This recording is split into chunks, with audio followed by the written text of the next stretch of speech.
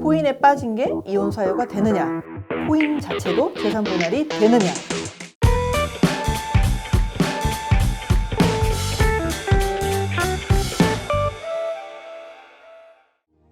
배우자가 몇 년 전부터 코인에 빠져 게임 중독처럼 종일 방에 틀어박혀서 정상 생활이 불가능합니다. 안정적으로 돈을 모았으면 집 평수라도 늘려서 이사를 갔을지도 모르는데 지금은 코인이 어떻게 되어가고 있는지도 모르겠어요. 이런 사유로도 이혼이 될까요? 그리고 코인을 상당히 가지고 있을 것 같은데 이것도 재산 분할이 되나요? 질문이 크게 두 가지인데요. 코인에 빠진 것도 이혼 사유가 되느냐? 그 다음에 코인을 재산 분할로 나눠 가질 수 있느냐?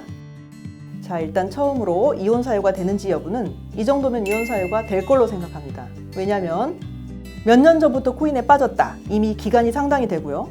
게임 중독처럼 방에 틀어박혔다. 정상적인 생활이 안 된다. 이렇게 얘기를 하셨고요. 그러면 중독 차원이 이미 됐다는 거예요. 이거는 코인이라고 해서 멀쩡해 보일 뿐이지 도박, 알코올 중독 이런 거하고 사실 다를 바가 없거든요. 실제로는 스포츠 토토 같은 데 빠져가지고 정상 생활이 안 된다 이래서 이혼한 경우는 꽤 있고요. 해외 선물 투자, 그걸 투자에 빠져가지고 하루 종일 해외 선물 투자를 하다가 결국은 이걸 전업으로 하겠다 해가지고 직장 그만두고 하셨던 분이 계셨어요. 그분 결국 이혼 당하셨습니다. 코인도 이혼 사유 빠져가지고 중독 차원이 된 거, 이건 이혼 사유가 된다 이렇게 말씀을 드리고 싶어요. 또 이 사안에서는 또 한 가지 문제가 있는데 코인으로 빠진 게 결국은 경제 사정도 모르게 만들었다. 안정적으로 모았으면은 얼마든지 평수도 늘려서 이사 갔을지도 모른다. 근데 지금 코인을 해가지고 어느 정도 올랐는지 이런 경제 사정을 모르게 만들었다. 이걸로도 이혼 사유가 될 수 있습니다.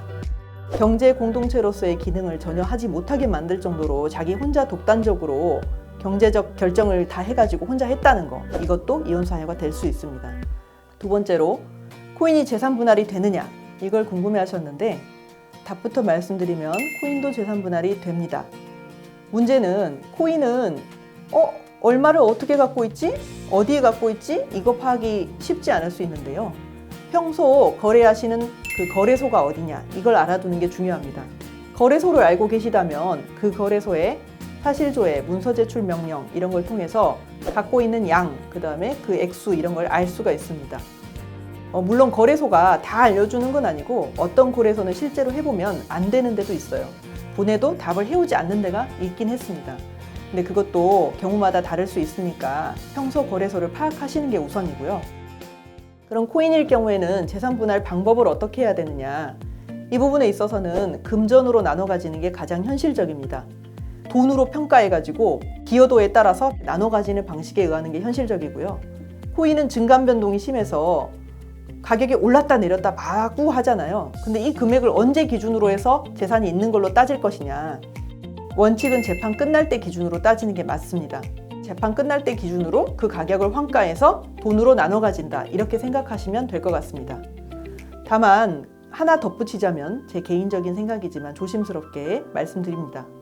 코인의 기여도 평가에 있어서는 은행 예금하고는 조금 다르지 않을까 생각합니다. 왜냐하면 코인은 종목하고 투자액 결정 이런 걸 투자자가 공부도 많이 해야 되는 부분입니다. 그렇기 때문에 은행 예금으로 있는 부분에 기여도 평가하고는 조금 다르지 않을까, 코인 투자자에게 어느 정도 기여도가 조금 더 인정돼야 되지 않을까 이렇게 생각합니다.